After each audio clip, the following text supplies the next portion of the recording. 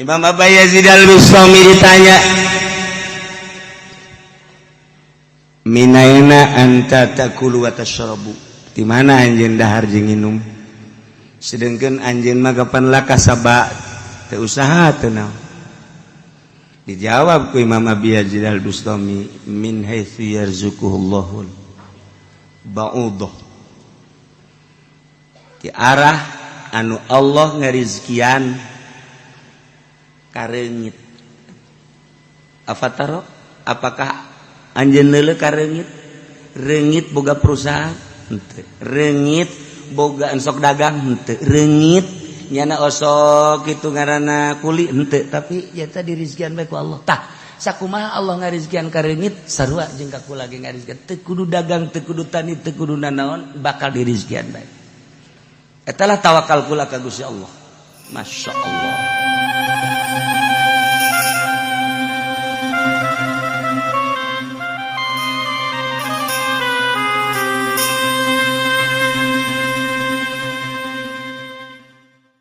Gusti Allah ngajelaskeun tentang mukminun al-kamilun al-iman, jelema nu sampurna imanna. Urang ge iman, ngan iman urang mah bisa disebutkeun can sampurna. Sebab iman nu sampurna mah ieu bagian anu patali jeung batin tilu, bagian nu patali jeung zahir 2 5. Lamun geus kasifatan kunu 5 ieu zahir jeung batin karak mukminna mukmin kamil. Lamun encan kos kieu mah encan mukmin kamil, mukmin biasa bae. Sakumaha bahasa Sidina Hasan, cek anjeunna, lamun kula ditanya tentang iman atau iman lagi cek bae.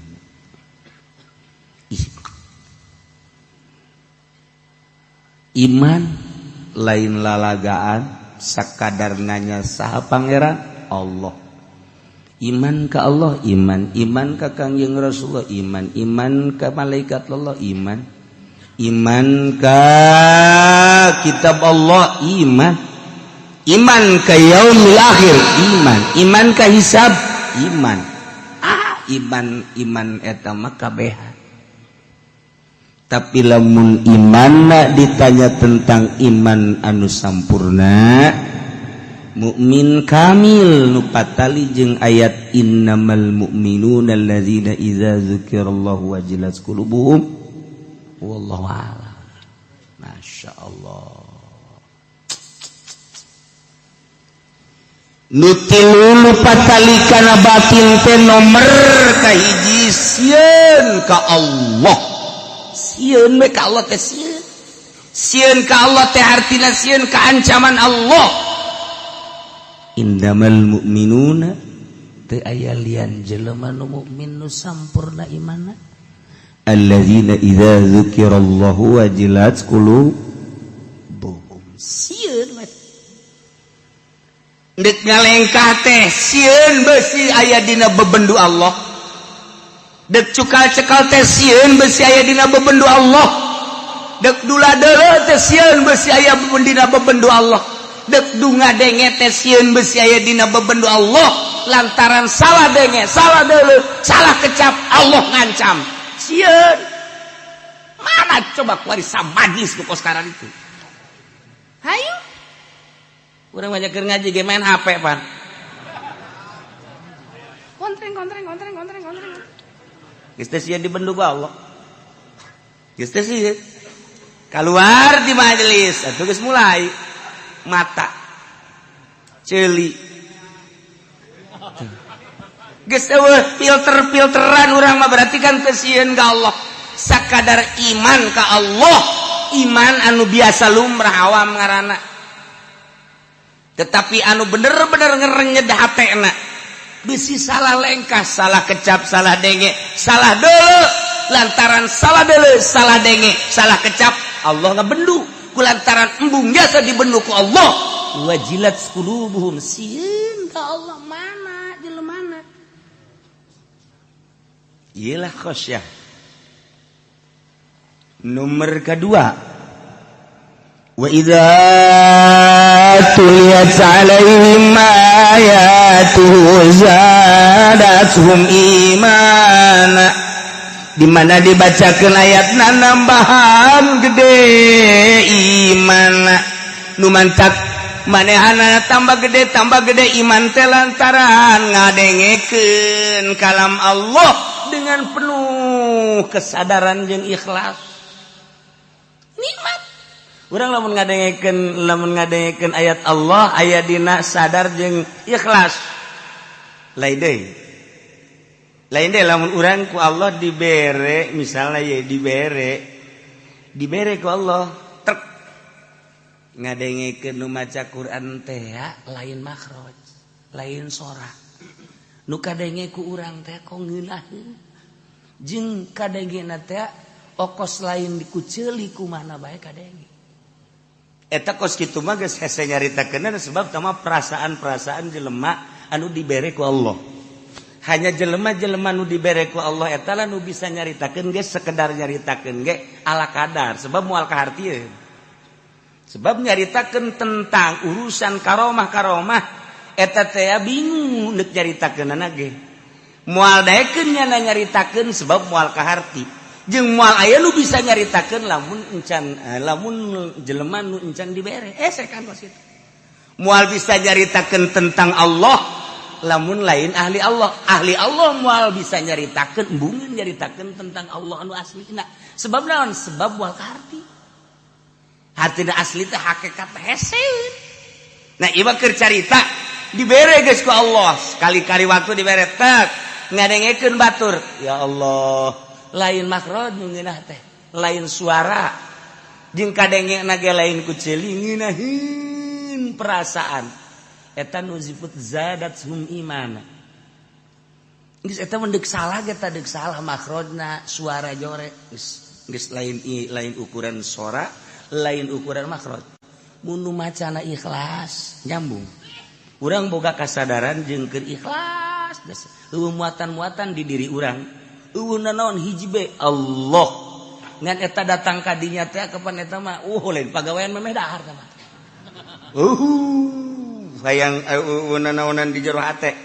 Pertanyakeun ku diri urang, "Hei awak, ari sia sieun karesep sia naon? Karesep sia naon? Anu ngaganggu sia naon?" Pertanyakeun ku urang ka diri urang, tafakur ngaranna. Engke aya suara-suara bila sautin wala harfin anu notogan ka jero hate urang tentang ayat-ayat Allah Subhanahu wa taala. Nah, lamun geus kos kitu kakarak. Jelema teh asal maca ayat, sanajan saayat ngeunaheun perasaan nikmat zadatsum iman. Ngeunaheun sebab ikhlas. Geus kadengena ge geus lain ku ceuli, lain makhraj, lain suara. Eta mah geus hese nyaritakeunana eta mun kos kitu mah. Hese nyaritakeunana hanya nyana jeung Allah bae eta mah geus. Ngan aya seperti kos kitulah. Aya seperti kos kitulah mun urang dijelaskeun mah meureun sabulu-bulu eta ayat karasa. Nah, eta teh kos kitu kakarak wa idza tuliyat alaihim ayatu zadatsum imana, tambah iman. Sebabnya nyana ngarasakeun. Urang makan kuari teh lamun ditanya, "Kumaha eta bagus?" Jeung Muammar gedeg 12. Tos-tosan teh. Mun itu, itu mah teu bagus. Mun suara Haji Pendi eta kudu digunggura. Tama, make pentil kadu. Set. Urang nu kadenge gitu. Kumaha makhrajna? Muammar jeung Danang Qasim. Kumaha makhrajna? Muammar jeung Humaidi. Kumaha makhrajna? Kitu si itu teh tuh nu urang seberang teh sangaranna karata Darwin. Si Darwin. Urang mah palingnya ngabundang banding kos kitu bae. Selama urang encan dibere mah ku Allah kitu bae. tapi lamun urang diikhlaskeun hate urang disadarkeun sadar-sadarna urang nyadarkeun diri ulah aya nanaonan di jero hate urang sabada ditafakuran jeung dimujahadahan kurang pertanyakeun naon sia kahayang sia naon karesep sia dipeka karido tah henteu ku Gusti Allah Allah resepen tah henteu ku sia kahalangan si ku macam-macam nu kos karar itu hirup sia teh deuk ka mana jadi ka Allah kuari sia hirup sia rugi amat kok kahalangan ku baju kok kahalangan ku kitu sendal kok kahalangan ku macam-macam nanaonan setelah kurang dipicenan Allah mere sadar ikhlas anu luar biasa ulah urang nu maca batur nu maca bakal akur jeung urang nu maca urang maca moal daekeun kenceng macana ge moal daekeun kenceng teh moal daekeun gancang moal sadunya moal tah mah jelema lamun geus dibere kos kitu teh tek bae moal aya nu gancang maca Quran a'udzu billahi minasy syaithanir rajim nginaheun teh nginaheun karasana nyana maca penting biasana bismillahirrahmanirrahim geus teu kuat ku nginaheun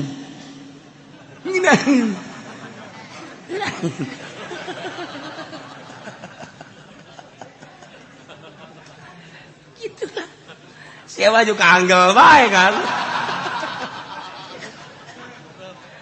beda dah paling indah mah malah ngadaengkeun batur teh nginaheun lamun aya batur nu maca masyaallah sebab urang teu sanggup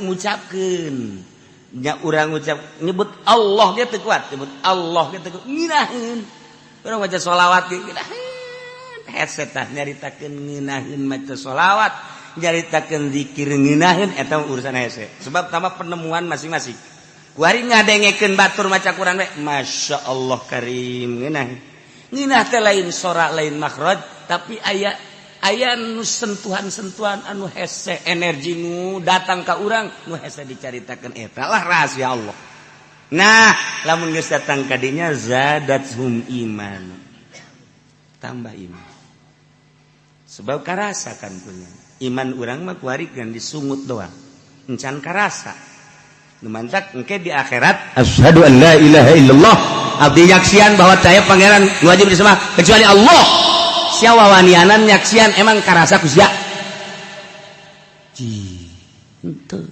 sia wani nyaksian aju geus kieu kumaha syarat cek malaikat ulah tuh bongan sia nyaksian ira sia nyaksianana lamun urang bahasa cenage we geus salah teu menang cenage kos kitu cenage cakolot wes ada cenage lah teu kudu boga pendirian masyaallah iyalah urang asyhadu an la ilaha illallah wa asyhadu anna muhammadar rasulullah syahadat teh ya bersaksi teh kudu nyaho geus lamun teu nyaho atuh kumaha nyaksianana nyaho teh dan sakadar nyaho wujud kidam bakal moga lapaliwadi eta mah cangkang kudu nyaho kana eusina iyalah anu jelema ku Gusti Allah dibere kayakinan anu tinggi anu nyahoeun kana eusina syahadat anu kumaha eta anu wa idza tuliyat alaihim ayatuhu zadathum jelema nu ikhlas kuari ikhlas jeung sadar maca Quran ngadengu ge jaya maksud teh wow saudara-saudara sekalian unggal peutingnya na ti kampung ka kampung eta ge aya muatan kan pos kitu hayu lamun ikhlas zadathum iman nomor katilu wa ala rabbihim yatawakkalun tawakal pasrah ka Gusti Allah udah deket ieu ngan ngomong doang tawakal dek berangkat ke Mekah kakarak bismillah tawakkaltu ala Allah wala haula wala quwwata illa billahil aliyil azim dibaca doang tatawakalan aja eueuh artina tawakal teh segala rupa nyanggakeun pasrah sadaya-daya ka Gusti Allah ngaran tawakal eueuh anu diharap kecuali Allah. Anu diandel kecuali Allah. Harapan jeung andelan teh ka Allah bae.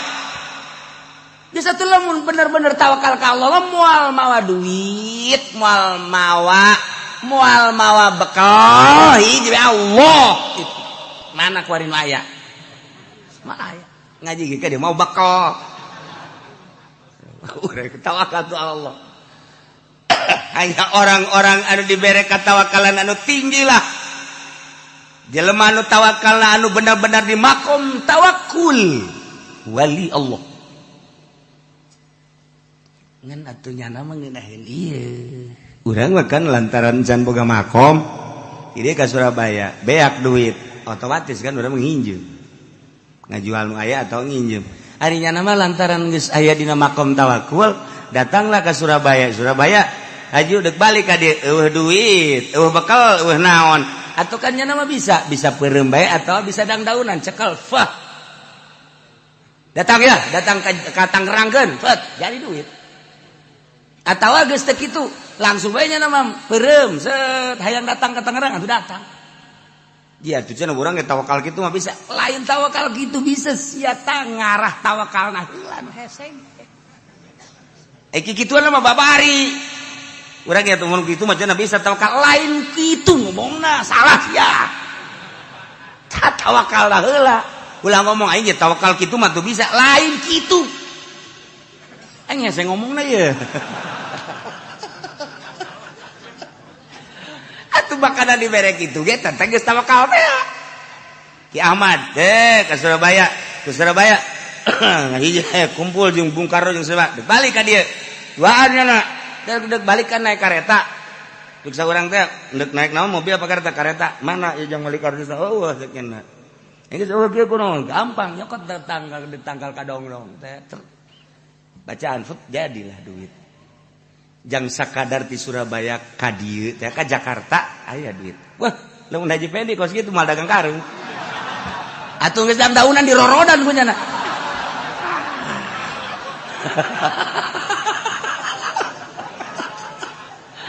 Aduh, Masya Allah. Numantak tadi berek ya, tak maksudnya masih salah. Salah maksud. Tuh, tawakal ke Allah.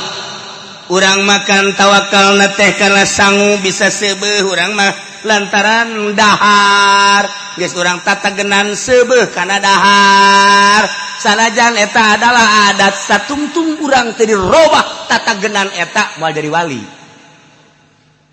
Mau jadi wali moal eta kudu dirobah ku urang. Khariqun lil adat. Urang teh kudu ngabedah adat tu tata dina. Mun teh mah teu dahar, lapar. Kuari mah dirobah ku urang, ulah dahar. Hayang coba. Lamun urang terus bae dahar mal jadi wali moal. Penting. Urang teh ieu teh lamun teh hees waduh bahaya. Sebab ieu jadi adat kebiasaan urang teh kudu sare. Lamun teh sare 8 jam cak dokter mah. 8 jam sampai sapeting teh atuh be aku ngees bae eta mah atuh budak. Deuk iraha maca maca sholawat eta mah ngees deui. Nah, dibuat urang ulah sare geus sayangnya. Lagi saya tik bae. Kok bisa kos itu kebel-kebel dirobah adat teh nu biasa sare teh henteu, nu biasa sare ulah, nu biasa sare henteu. Nah eta teh sebab naon dirobah kitu mah hese katawakalan urangna ka Allah Gusti. Ja Gusti teh nyieun seubeuh teh sabab sangu. Ayeuna atuh bantak naon Gusti nyieun seubeuh ka abdi henteu kudu make sangu. Ja Gusti mah maha sagala-gala. Cak Allah teh atuh aing ge bisa atuh siana ninggalkeun dahar heulanan ieu mah duk ngaji bae nimbal. Hampura tuh Gusti. Orang sewakalkan komunikasi teh jeung Allah teh. Siana aing mah kan nuturkeun sia cak Allah. Aing maha kawasa, tapi aing nuturkeun sia kan bab ikhtiarna kan aing mere ka sia. Kan di sia. Kege eueuh ikhtiar sia. Nah, urang komunikasi sakan jeung Allah. Mulai ku urang lalaunan dileungitkeun adat dahar. Terus ja beneran orang sia dibere ku Allah. Dileungitkeun kurang adat sare. Aing mere kakuatan ka sia. Sebab eta mah adat, tapi sia da heula kudu usaha. Ayo. Usaha urang 1 poe 2 poe 3 poe tuh. Bener-bener urang geus muringis ka belah dieuna set jaba beneran sia didelekeun ku Allah teh sebulan 2 bulan 3 bulan bener dibere kuat tek teu sare ge kuat asal nonton TV bae teu beres deui bae tuh urang usaha nah lamun geus dibalikeun ku urang kuari mah urang teh geus ninggalkeun dahar dina waktu-waktuna geus eueuh berarti kan geus khariqun lil adat urang usaha ngebedah adat nu biasa sareh henteu nu biasa make baju nu bagus teu cumplang-campling jeung sajabana tapi kan sing hade lamun eueuh guruan lantaran kos kitu teh teu bisa ditiru-tiru boga maksud-maksud tertentu ulah asal cumplang-campling wae maksudnya sia naon cumplang-campling aing hayang jadi wali teu beres da kos kitu nah kuari geus bisa geus berbeda kan kuari berbeda mana dek dahar nya nama kuat bae dek nginum kuat bae nginum keur henteu masalah dahar keur henteu masalah sare-sare keur henteu masalah jadi sare jeung teu sare bangunna akur bae diberi kekuatan aku Allah seperti kos kitu geus lamun geus kos kitu alamna berarti beda jeung urang nyana sebab alam urang mah alam dahar alam nginum kudu di waktu-waktu nu jelas mun teu dahar teu kuat bisa kiceup bae aya nyana henteu berarti geus beda kan alamna tuh nyana mah alam kuat urang geus teu kuat sebab nyana mohon ka Allah janu Allah ciptaan Allah jageninganan Kangjeng Nabi kuateun Sina Abu Bakar kuat Sina Umar da naon bedana kabelah dieuna wali-wali Allah nu aya di urang Syekh Mansur Syekh Astawi jakara ruwat atuh daun bedana jeung urang mah teu latihan doang latih urang tek kuat beda alamna geus kulantaran beda alam urang teh kuari mah bersih geus bersih zahir bersih batin bisa kadeuleu kuari mah makhluk-makhluk halus aya jin tuh kadeuleu tuh lulumpatan tuh lulumpangan kadeuleu beda jin mah jenggotan jin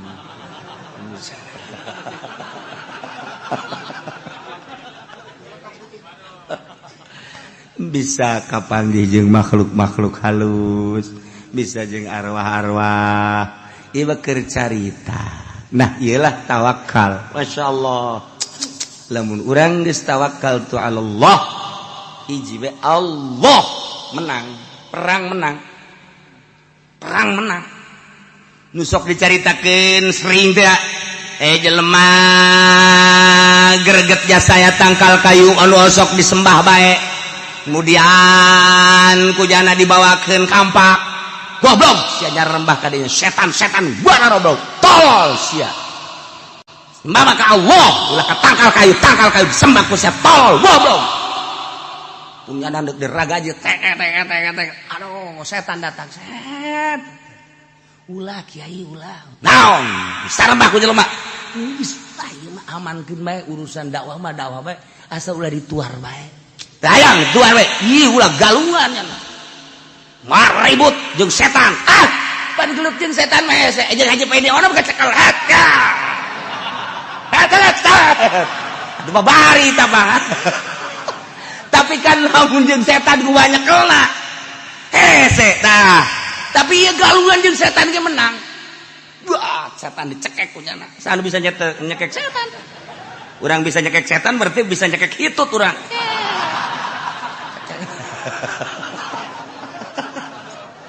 dicekek setan ampun jeung setan ampun sia ampun geus kieu bae jeung setan amankeun gula ajo geus gula mah geus pokona mah amankeun hitungan ke dibere bonus dihandapkeun anggel ke cokot duit sapoe 5 dirham sakitu bae geus bener sia bener sia ieu bener kula mah moal jalir dianggi moal kula mah ulah dipaehan geus aman atuh awas ya nya lamun eueuh duit 5 dirham cekek ku aing beres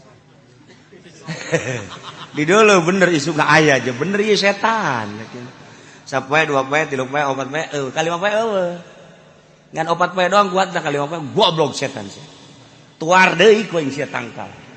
Tuar ku aing sia tangkal. Bawakeun ragaji deui. Kongseng goblok sia. Di sembahan bae tuar sia ku aing. Datang deui setan. Ulah dituar. Kajian kuku mah dakwah mah da bae ulah dituar. Teu bisa. Bohongan. Jalir janji sia aing. Naon? 5 dirham mana? Ulah dituar ulah gelut teuy jeung setan gelut. Wah, gelut eleh kiai eleh. Waduh anu tatadina jotosanana mantap teh ceh. Kuari geus bisa ngajotos kiai.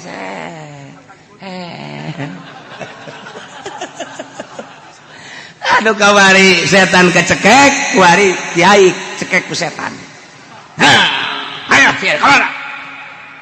Ampun geus jangan aman bae geus aman geus.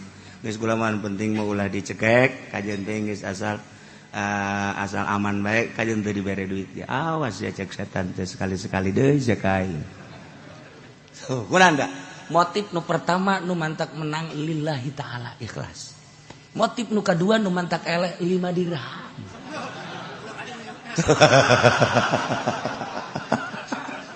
Tuh. Etalah sebagai contoh terus-terusan ka ditu nage. Urang dek ibadah ka Allah teh nu mantak berat mata, berat celi, berat hudang, aya bang baluh nur di luar ikhlas. Tuh. Di luar ikhlas tapi lamun geus ikhlas, hudang jam sabaraha bae, salat teh sabaraha rakaat bae, ngeunah ieu lah tawakkal tu Allah. Allah bagian kol bagian batin tilu. Nomor kahiji khosyah, nomor kedua ikhlas, nomor katilu tawakkal tu Allah. Bagian anu zahir 2 ieu. Alladzina yuqimuna shalah. Mukmin anu sampurna teh nyaeta jelema anu selalu ngadirikeun salat. Yaitu nabiha bihukukiha ngalaksanakeun salat kalawan hak-hakna salat. Urang ge osok salat osok. Kadeule malah gegedena mah hayang kadeule. Kajeun Allah mah ja-nya nama gaib ieu. Gaib iman penting mah ieu bae jelema tatangga supaya neuleu. Bodoh ka masjid ge dak heuy. Ayo ka masjid ayo. Padahal hayang ka alam eta. Galang. Tapi kan jelas bahwa salat kos kitu mata salat ambrang teh lain salat ambrang salat teh nomor kahiji salat syariat, nomor kedua salat thariqah, nomor katilu salat hakikat. Salat syariat mah anu dijelaskeun ku Gusti Allah anu tanha 'anil fasya'i wal munkar. Salat eta bisa tanha 'anil fasya'i wal munkar, eta salat syariat. Geus lamun urang salat kemudian bisa ngahalangan tina munkarat tina fahsya. Nah ieu salat kakarak salat syariat ku lantaran salat geus teu daek maling, lantaran salat teu daek korupsi, lantaran salat teu daek ngabohong, lantaran salat teu daek maksiat. Ta eta salat eta mah salat kakarak salat syariat nu kos kitu mah ngaranna. Lamun salat bisa tanha anil fahsya'i wal munkar, sakumaha anu dijelaskeun dina Al-Qur'an eta salat syariat. Kos kitu ge eueuh jelemana. Nah, ieu mah ambrang salat ieu mah ambrang. Tuh. Masya Allah kan. Etalah salat syariat. Encan asup ka di ayat ieu. Sebab ieu mah tadi ge innamal mu'minuna al kamilunal iman. Mukmin nu sampurna imanna bagian zahir nyaeta anu ngalaksanakeun salat. Salatna lain salat syariat, salat syariatna eta mah salat lumrah tanha anil fahsya'i wal munkar. Salat aya deui salat teh salat thariqah. Salat thariqah mah kuari geus mulai make perasaan-perasaan salat yatuna biha bihuquqiha ngalaksanakeun salat kalawan hak-hakna salat. Kita tadi teh hak salat teh syarat jeung rukunna dilaksanakeun anu engke ka dituna teh bakal tanha anil fahsya'i wal munkar kuari mah make perasaan salat eta ngahadirkeun rasa neuleuh ka Allah ngahadirkeun rasa dideuleukeun ku Allah ngahadirkeun rasa ngadenge ka Allah dihadirkeun rasa didengekeun ku Gusti Allah nu jelas mah ngahadirkeun kudrat iradat Allah jeung hayat jeung samakna urang teh setiap gerak moal keluar tina kudrat iradat Allah geus satu urang nangtung urang teh kudrat iradat Allah ruku urang kudrat iradat Allah tidak urang kudrat iradat Allah sujud urang kudrat iradat Allah tapi eta kudrat iradat Allah teh karasa ku urang dihadirkeun ku urang kudrat iradat Allah geus liwat tina tanha anil fahsya'i wal munkar kuari mah geus dihadirkeun kudrat iradat apa aya anu robah di luar kudrat iradat mal aya apa aya nu cicing di luar kudrat iradat Allah mal aya berarti pada hakikatna kabeh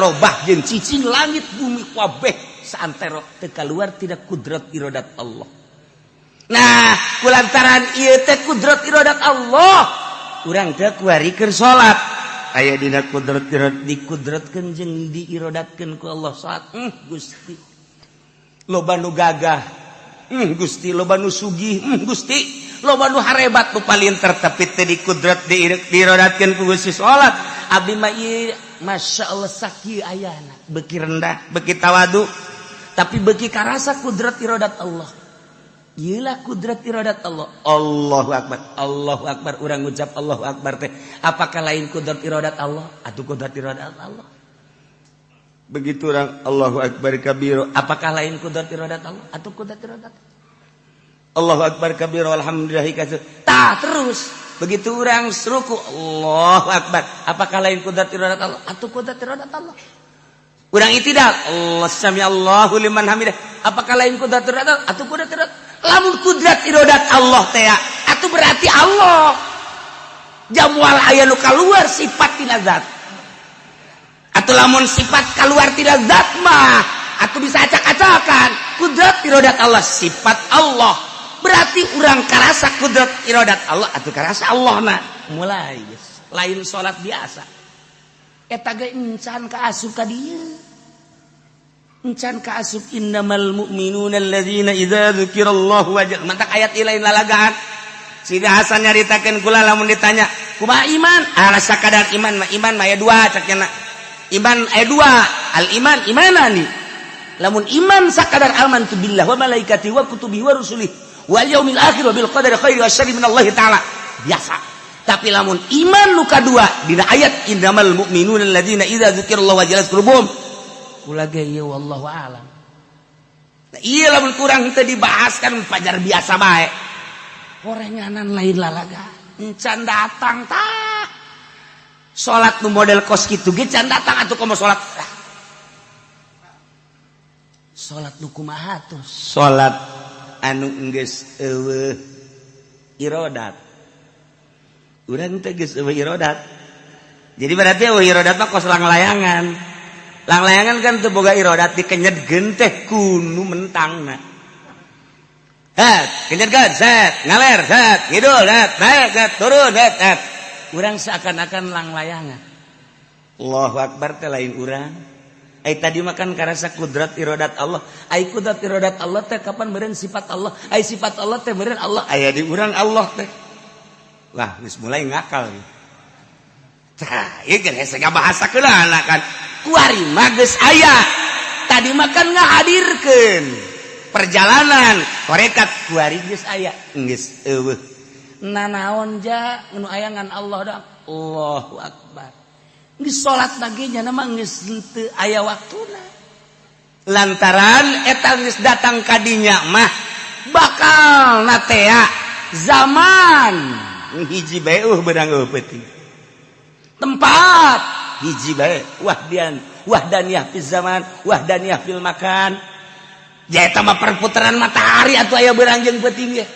aya beurang aya peuting kapanon poe dari kapanon poe di luhur beurang dari kapanon poe di hadap peuting ja zaman lama ieu keneh ya nu ku urang kuari keur dicicingan teh beurang atuh panon poe na bae di luhur urang cicing we di dieu panon poe ka handap atuh urang da di dieu bae Cok geura diuk urang di dieu.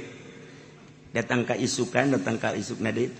Nu berputer mangan panon poe doang. Atuh deuk naon ka babawa ku panon poe urang? Deuk naon ka babawa ku panon poe? Heuy, ngampi, kunaon? Magrib. Ka bawa ku panon poe kan berarti. Ka bawa ku panon poe, eta mah kos kitu mah eta mah jang budak orok. Orok eta mah kos kitu mah ibadah. Masih kene aya kos kituan orok. Lantaran teu ka babawa ku panon poe. Kalau babawa ku waktu. Nu bantak wali mah eueuh waktuna salat teh disebut salat daim, terus-terusan ya salat. Nya mah salat teh terus-terusan. Eta cenah waktu makruh ulah nyaritakeun waktu makruh. Nya mah geus eueuh pikiran ke mukrah makruh. Terus bae cenah mah salat. Taha. Lamun jelema alladzina yuqimuna shalah anu ngalaksanakeun salat terus-terusan yatuna biha bihuquqiha anu ngalaksanakeun salat kalawan hak-hakna salat geus puguh syaratna jeung rukunna wari tarik perasaan-perasaanana melalui ayat-ayat nakli wari dibere ku Allah perasaan datang ke perasaan blok ya Allah nikmat amat aya di dinya. Idza wasala abdu biha summiya arifan billah asal geus datang ka dinya disebut ma'rifat ka Allah.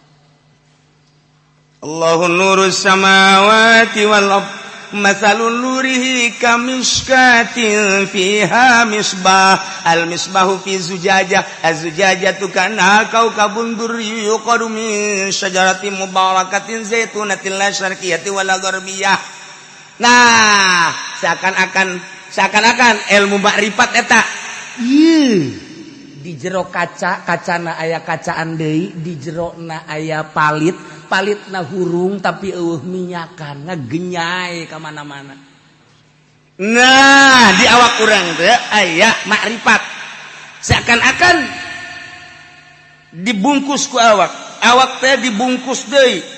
Kunaon kitu ngaranna daging dibungkus aya dina kolbu teh sonubariun sagede ke lain kolbuna di jero eta teh aya makrifatan ngagenyai ka mana-mana teh geus jana aya di dinya nikmat geus sakeun geus ka Allah antak sok dicontokeun ari eta Syekh Khalil Bangkalan ketika nyana salat di Tuban di maguruna ketika guruna teh pas magrib nu sok dicaritakeun Allahu Akbar nyana seserian bae ngajalakatak datang ka kaget guruna teh kunaon ieu budak seserian bae beres salat siapa tadi yang ketawa bejakeun eta seserian bae nyana seserian ngeganggu kamu yang gitu-gitu kulantaran dicarekan bae kenapa kamu ketawa-ketawa nyana ngomong saya bagaimana enggak ketawanya emang atuh di hati guru katanya di sini ada nasinya banyak di sini. Horenganan eta teh guruna teh lapar hayang dahar. Nah, kababawa salat tuh lamun Syekh Ahmad adina Imam Ghazali bunga makmum ka Imam Ghazali datang ka bebeja Imam Ghazali ka mana ayeuna dipanggil kapan adina sangeus dipanggil cak adina Imam Ghazali mak atuh deuk kumaha abdi ngamakmumna ka Ghazali lantaran di jero hatena aya getihan tanyakeun Ghazali emang aya getihan masyaallah horeng adi geus leuwih hebat kula teh keur ngaijtihad bab head manhead bageti eta kadeuleuh kan masyaallah etalah salat jelema ahli makrifat batak nya mah atuh kadang-kadang ngamakmum kadang-kadang tilok jarang lolobana mah jarang mantak di lembur nu jero ka masjid eta buat teuing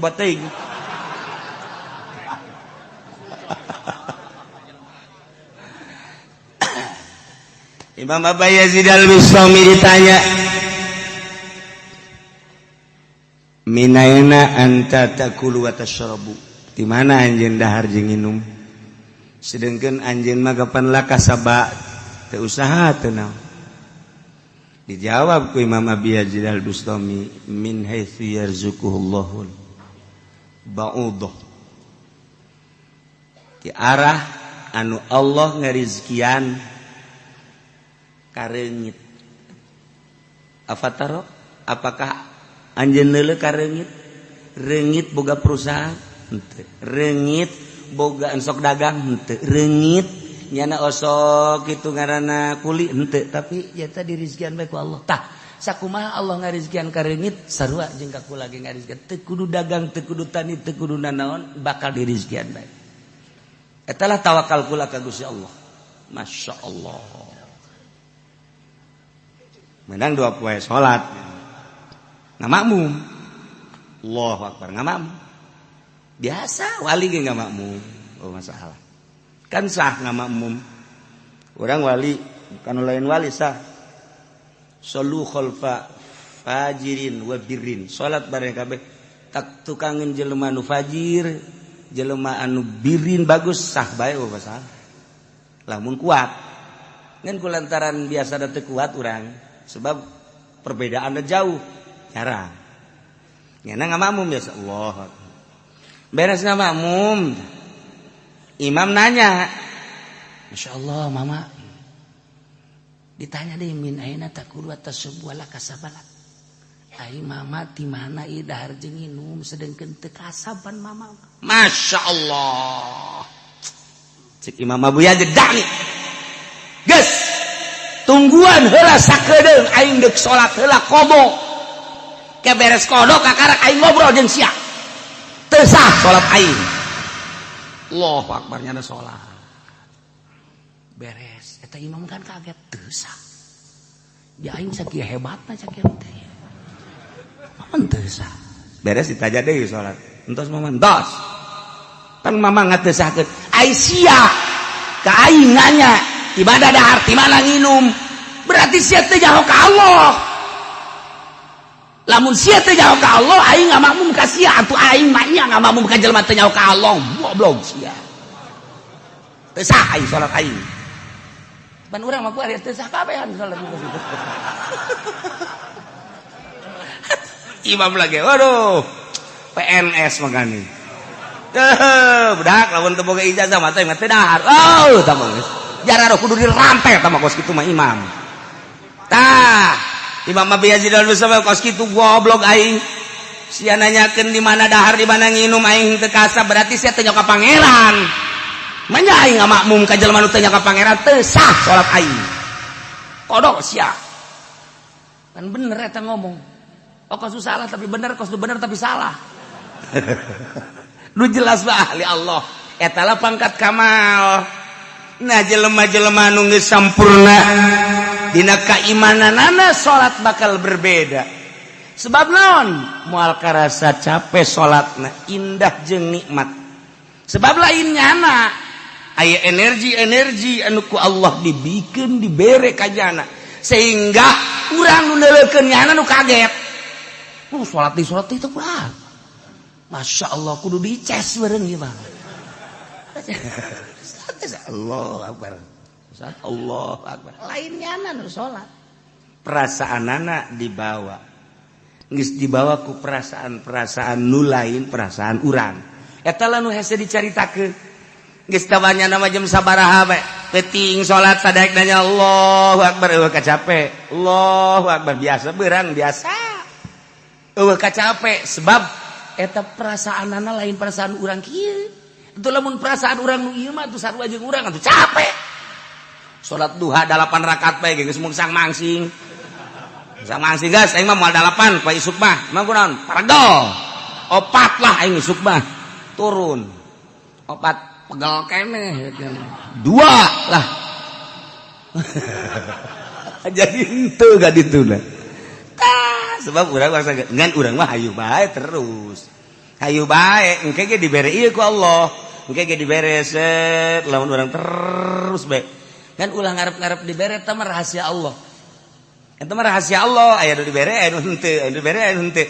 Ngan ketika dibere urang lagi bisa kaget, oh ya Allah ya Rabbi, bere kuat sih, dibere hampang sih, dibere tenang sih, dibere tentrem sih, dibere plong plong plong plong plong. Mun dicaritakeun memeureunanan hese nyaritakeunana lantaran aya perasaan-perasaan anu di luar perasaan nu biasa. Iyalah jelema anu terus salatna anu salat hakikat anu salat hakikatna disebut salat daim anu geus ngarasakeun nikmatna salat. Jadi salat eta ngeunaheun sakumaha Kangjeng Nabi jaritakeun bahwa salat eta nikmatna luar biasa. Ngeunaheun salat ialah alladzina yuqimuna shalah wa mimma razaqnahum yunfiqun. Mukmin anu sampurna teh nomor kalimana bagian zahir yunfiquna mimma razaqnakum nyana mekenan merean nganapakakeun harta-hartana anu menang pamere Allah di jalan Allah fi taatillah lantaran teu ngarasa boga dirina jaya manu aya di leungeun teh ngan sakadar dilewatkeun ku Gusti Allah. Geus atuh ieu lewatna melalui leungeunnya teh berarti seakan-akan ieu harta teh titah dibangunkeun, titah dibikeunan lain urang diempok-empok pake nikmatan ngeuneunahan hartana teu eureun-eureun terus bae dibikeunan. Ieulah mukmin anu sampurna. Geus eueuh pijelema teh hese. Urang mah kuari mah mun kakak urang boga mobil, urang henteu. Aju urang nginjem ka kakak teh. Sia emang ka mana? Cak kakak teh. Ibu gua di Bogor. Naon? Iya ya perlu heula ngolotan lah kieu bae lah daripada make mobil mah geus katenggor mesin naon tah ongkosna bae eta teh min jumlah ti pelit eta kos kitu. Pelit eta kos. Daekan keneh mere ongkos daripada mobilna. Pelit eta kos kitu. Eta dereuskeun eta mere. Aya geus teh kudu make mobil kakak. Kakak mah geus bae ala kadata mere rokok bae. Aduh. Geus teh mah. Pohara. Jauh teh ka mukmin kamil, jauh. Di antarana jelema anu moal kapanggih jeung Kangjeng Nabi Qadir teh di mana ya harta nu ngarenggen di imah datang ka isuk moal kapanggih jeung Kangjeng Nabi Qadir alaihi salam. Lamun aya harta ngarenggen di imah urang teh dibagikeun eta teh halang tina kapanggih jeung Kangjeng Nabi Qadir alaihi salam. Jadi lamun hayang kapanggih jeung Kangjeng Nabi Qadir ulah aya nu direnggenkeun deuk sare beakeun kabeh. Tuh.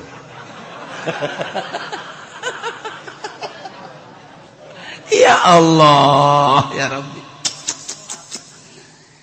Cek Sayyidina Ali lain jelema minal muqarrabin lamun jelema masih keneh ieu neundeun ieu jang isuk lamun masih keneh boga pikiran ieu harta jang isuk eta teh ulah boga pikiran bahwa nyana luhur pangkatna laisa minal muqarrabin lain ulah aya pikiran jang isuk ulah aya.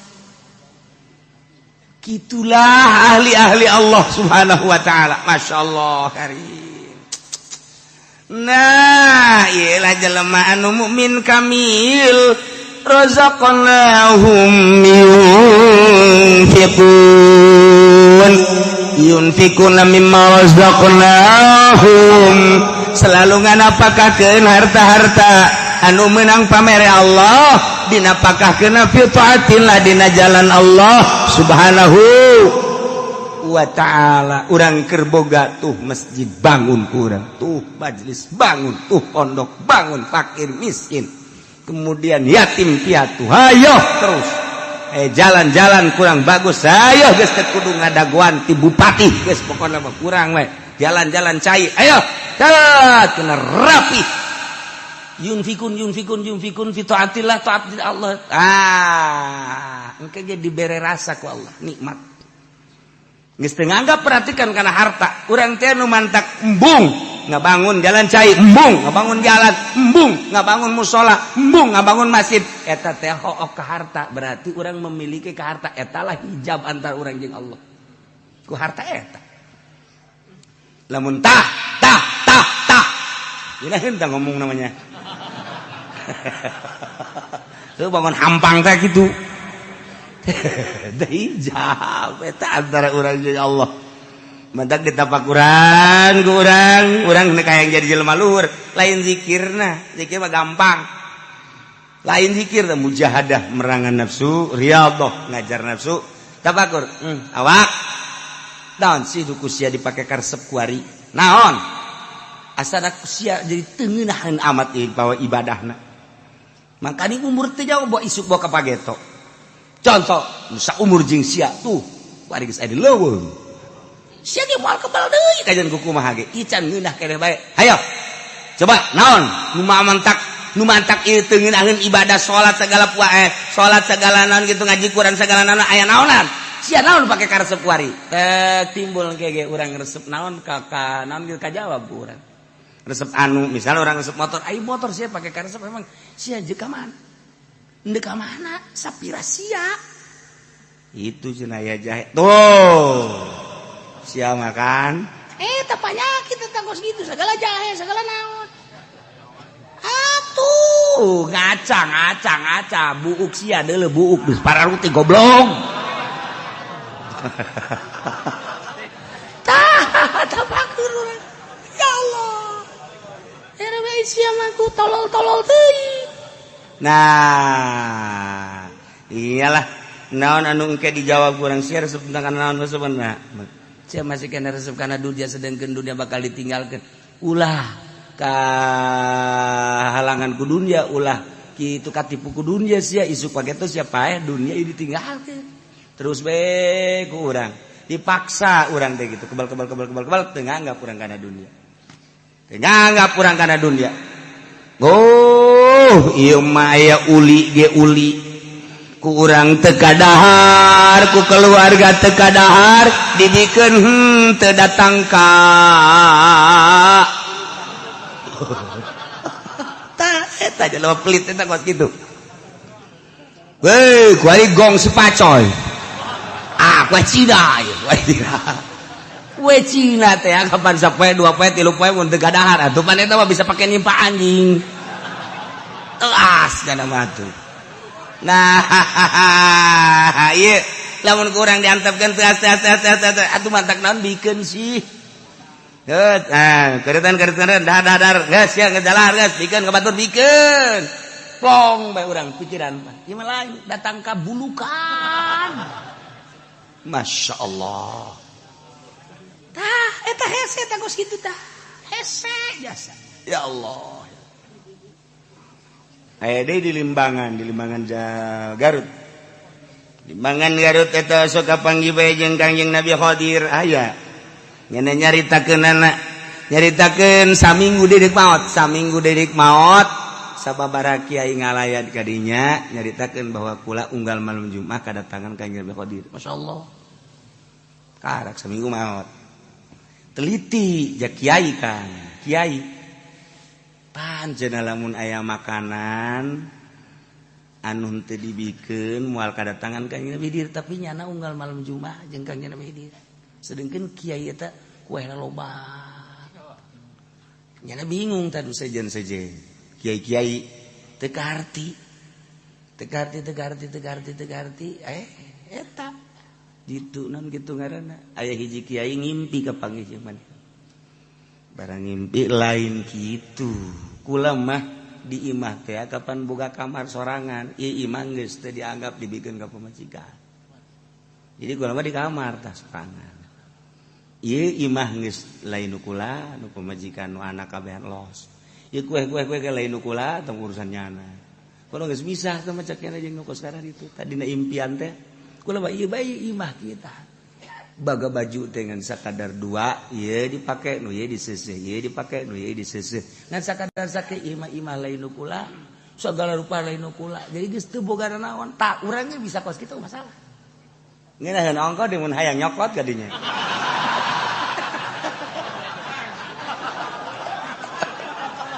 Oh, mau datang atuh sia. Ya Allah. Di urang di Tangerang aya di Tangerang sok kapanggih Kangjeng Nabi Khadir aya. Catatan nu sok kapanggih Kangjeng Nabi Khadir teh kan lain catetanana. Jawa Timur, kuari ge Jawa Tengah, Jawa Barat, Tangerang misalnya. Kuari ge aya catetanna anu sok kapanggih Kanjeng Nabi hadir. Saha eta ulah hayang nyaho. Ulah aya geus. Tah eta aya kacetutu kapanggih di Mekah, nu kapanggih di urang, anu bisa nambah iraha bae hayangna ari henteu ditambah henteu datang. Tapi lamun hayang kapanggih bisa. Eta kan aya catatan-catatanna di jelema-jelema tertentu. Kitulah seputar ahli-ahli Allah Subhanahu wa taala. Nah iyalah jelema nu mukmin kamil wa mimma razaqnahum yunfiqun teu hook harta dinapakahkeun di jalan Allah lantaran teu ngarasa nu nyana.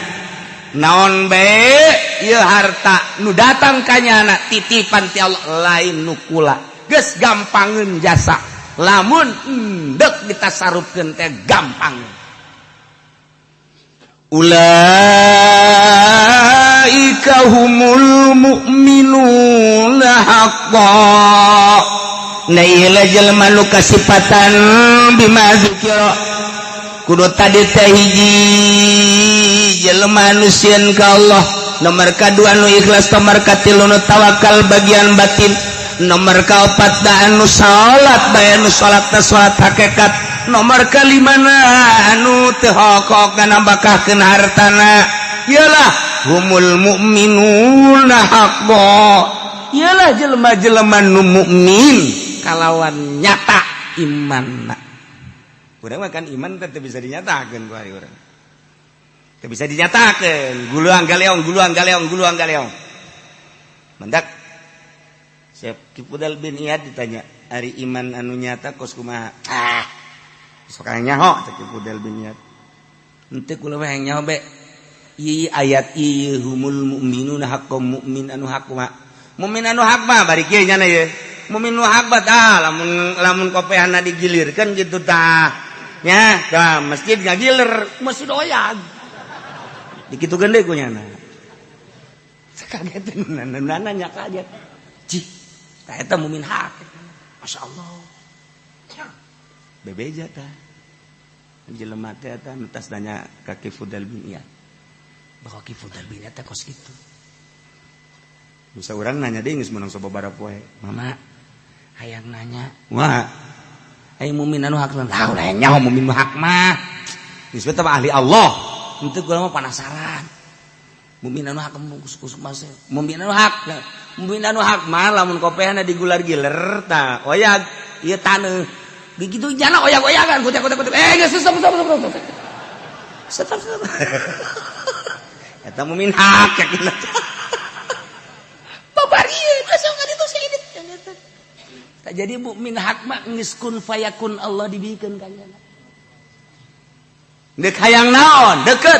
Hayang ka Mekah dideukeutkeun set lengkah. Masyaallah kari. Deuk hayang duit daun cokot. Deuk hayang kumaha deuk hayang sayangan nyana embu urang mah pan gua loba ka hayang mah tak teu dibere ku Allah. Aing geus bunga naon. Satu tuh loba ka hayang atuh kitu bae henteu. Wari barang rapal wali Allah mah ji naon make raribut cenah di Indonesia wali Allah mah kos kitu naon raribut atuh jak kabeh nang Allah ye kariman rek naon penting mah hayu ibadah tuh ka Allah kitu kan wali Allah mah endeu kumaha ge kajian teh urang lamun nyaritakeun jeung wali Allah mah hese sebab naon sebabnya nama ngagunakeun teh ruh ai ruh mah kapan atuh endeu kumaha ge bisa bae. Urang kuari sholat di majelis bisa, sholat di masjid bisa, sholat di musola bisa. Kebeneran urang nyaba ye ke Jakarta. Kebeneran urang dek sholat di Mancek, Gong Sipacoy. Urang nyaba ka ditu. Saya mau sholat. Nggak ada tempat, ada juga itu kelenteng. Antum sholat di kelenteng gak masalah. Jangan sholat mah iya. Sholat Allah Akbar di kelenteng urang. Sing hade bae Gong Sipacoy na hudang. Nah. Jadi makin luhur teh makin bebas, makin teu bermasalah. Dik naon teh masalahkeun ai urang bae ulah nyaritakeun batur. Eta mah urusan batur, urang bae ku ari mah geus datang ka mana ibadah ka Allah. Nah, kos kitulah jelema ngan eta kan hese hayang datang ka dinya teh urang mah kababawa ku pikiran-pikiran luar. Urang mah kababawa ku pikiran luar mantap ketika salat teh arasup ka dieu. pikiran politik, pikiran ekonomi, pikiran budaya asup. Allahu Akbar lain salat. Aya golkaran di jero ieu. Allahu Akbar beres. Nailah mu'min haqqo. Ya nenu bener bila syakin lahum darajatun inda rabbihim. Lahum tetap ke para mukmin anu jelas anu hak bogaan pangkat di sorga. Inda rabbihim mungguh pangeran di sorga naga atuh lain deui. Boga pangkat teh hartina darajat anu beda jeung nu sejen nomor kahiji ke mursalin, nomor kadua ke nabiyin, nomor katilu iyalah jelema-jelema nu ngabogaan darajatun inda rabbihim 100 derajat bedana jeung jelema biasa. 100 derajat bedana ye. Mi'atu darajah urang lamun aya dina mukmin hak jeung nu sejen 100 derajat. Sadarajatna diukur kieu sadarajat teh gede-gedena eta darajat andai kata bumi jeung langit diasupkeun ka derajat nu eta asup kabeh. Sedangkeun nya nama 100 derajat. Geus hese nyaritakeunana. Masyaallah kunaon eta ku hese-hesena ikhlas. Ku hese-hesena hayang jadi mukmin haqqo. Ku hese-hesena innamal mu'minuna alladzina idza dzukirallahu wajilat qulubuhum. Seja anu ngageter-geter sieun ka Allah sehingga beusi salah mana jelemaana. Seja anu ikhlas teh mana? Seja anu tawakal tu Allah teh mana? Anu alladzina yuqimuna shalah anu salat hakikat nu mana? Anu wa mimma razaqnahum yunfikun. Iyalah nu 100 derajat bedana. Masyaallah. Wa maghfiratun jeung pangampura geus jelas atuh tamah manehana lamah engke di dituna ditambahan deui warizqun karim ieu nya kasenangan anu pohara fil jannati di sorga. Ieu teh geus lain kasenangan dahar nginum jeung awewe lain ieu warizqun karim teh ukuran urang rizqun karim dahar nginum sagala aya. Urang makan ka sorga ge ka sorga ya urang mah hayalana eta. Si hayang ka sorga hayang emang di sorga mah dahar ngeunah. Sagala rupa bidadari ge 73 we ngejepret teh we sakumaha karet burung. Urang hayalan eta. Hayalan teh eta sebab pikiran urang mah datang ka dinya. Ieu mah lain rizqun karim teh kenikmatan ruhani. Anu kuari bae ge kenikmatan ruhani mah geus hese babandinganana. Nu mentok sanggup cicing bae di imah sorangan, sanggup bae cicing di kamar sorangan beurang jeung peuting teh lamun teu boga kanikmatan moal dae. Nu batak nya wadi di imah sorangan we. Malah indah mun ditinggalkeun ku sasaha teh. Nikmat sorangan. Eta teh kan aya kepuasan ruhani, nikmat. Nu batur teh nyahoeun. Na ieu rizqun karim. Di dunia baheula geus dibere kanikmatan ruhani nu luar biasa. Di akhiratna dibere darajat rizqun karim 100 tikaleun tibatan di dunia. Ya Allah ya Rabbi lain bantrak-bantrakeun ieu mah innamal mu'minuna ayat ieu pohara jasa. Ayat jelema-jelema anu ngabogaan iman anu sampurna disebut iman kamil. Anu geus kumaha nyana bae geus. Kumaha nyana teh cak Allah geus diserahkeun ka anjeun. Nyanana embu sebab tawadu beuki luhur beuki tawadu beuki luhur beuki tawadu. Nyana mah anu bisa mi'raj setiap saat bisa mi'raj. Lamun Kangjeng Nabi nyaritakeun Isra Mi'raj, Israna Kangjeng Nabi minal Masjidil Haram ilal Masjidil Aqsa. Lailan ti peuting digambarkeun ku ayat ieu mah hartina lailan teh poek berangkat urang ti popoek neangan cacaan. Artinya poek teh syariat mah poek bae leumpang ka mana bae ge poek cek ieu haram cek ieu halal cek ieu meunang cek ieu asoh cek ieu sohe cek ieu dhaif cek eta poek ngaran. Leumpang dina syariat digambarkeun asra minal masjidil subhanalladzi asra minal masjidil haram ilal masjidil aqsa lailan peuting poek gambaran teh poek urang leumpang dina syariat. Begitu naik Mi'raj kapanggihlah Kangjeng Nabi di Sidratil Muntaha wan syaqqal qamar. naon kitu ngaranna bagi cacang teh artina kitu kapanggih jeung Allah lain Allah aya di luhur tetapi Kangjeng Nabi dibukakeun hijab di Sidratil Muntaha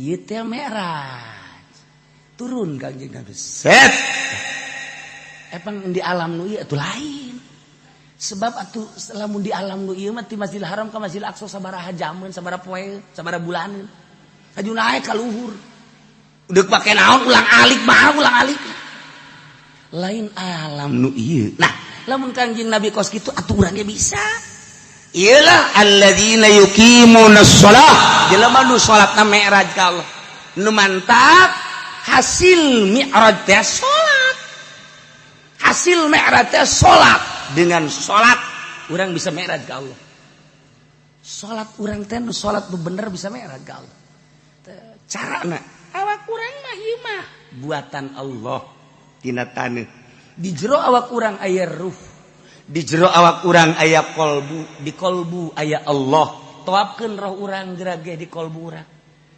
bakal mi'raj gerage mun teu mi'raj ngajedag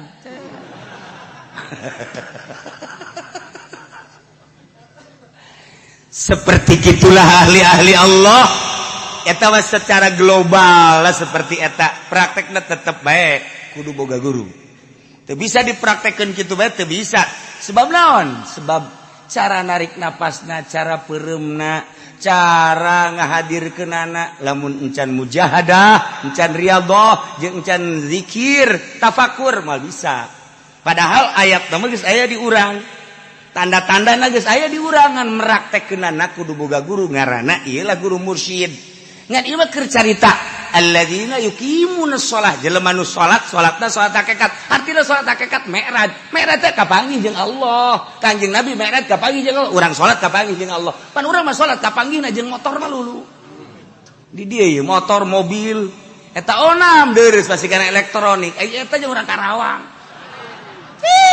mamanya salat kapanggih jeung itil beres atuh salat